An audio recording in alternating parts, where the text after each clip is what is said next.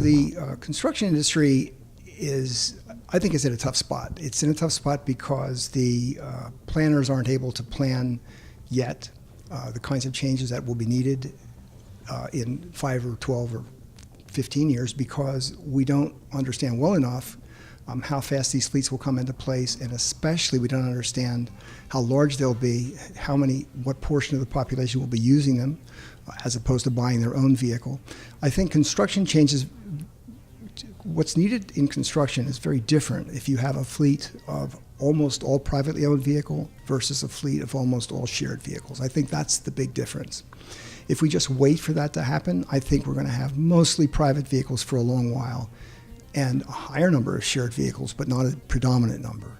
The danger is that if we move in 25 or 30 years to predominantly shared vehicles, then we will have possibly built infrastructure that we won't need anymore.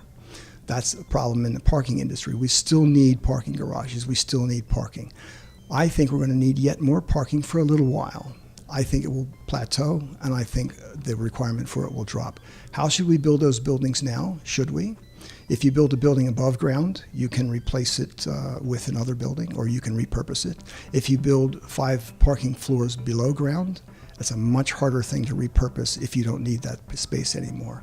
So I think how we build some things need to consider repurposing, and I think we need to work much more closely with agencies such as Metrolinx to understand what will be happening, or to guess best what will be happening, or how we can cause what we want to happen, so that we can plan. If we don't do that, it's very, very difficult to plan and very difficult to invest in infrastructure if we don't know what that infrastructure is going to be used for in 30 years. We don't build infrastructure for 10 years. We build it for 50 or 100 years. So that's the problem. Key finding in the first report is that the users of autonomous shared shuttles and shared taxis will be the people that currently use transit. And the real concern is that we continue to prepare and roll out bus systems, which is something we do need to do.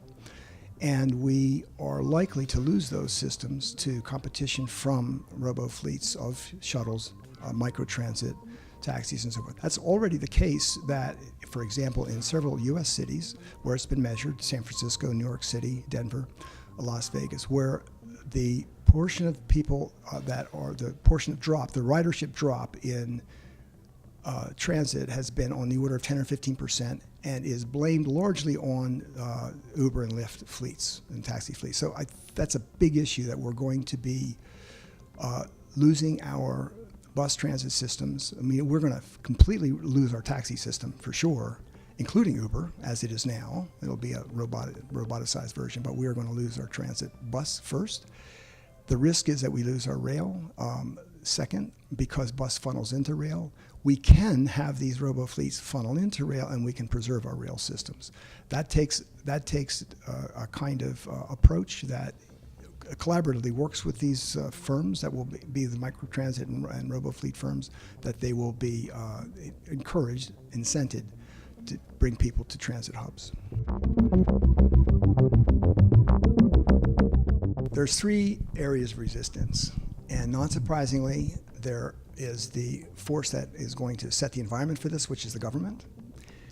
And that resistance is, and it's been described as the greatest resistance is novelty. You know, it's a new idea. We don't like change. We've had planning cycles in place for many years. We can't just stop and turn on a dime, which is true. They can't, and they probably shouldn't. They should be prepared to where they're going to turn, but they can't just do it.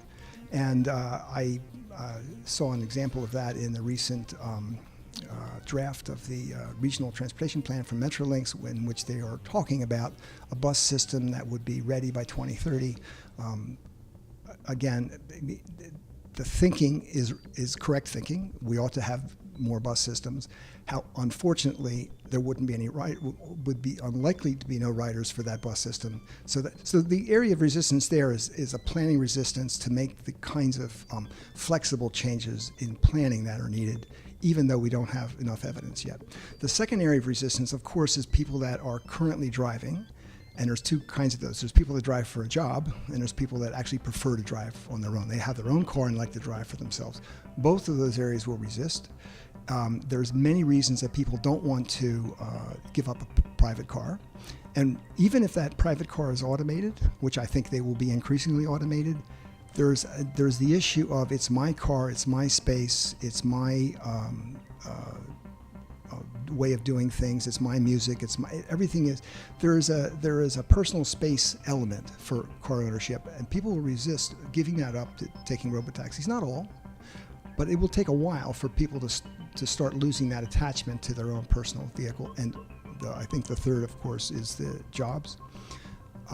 I don't think we're going to have less jobs altogether in transit and transportation and taxi. I think that those jobs count will be the same. I think the jobs will change. I think some of those jobs will pay less, which is not good news. But that's a very large area of resistance.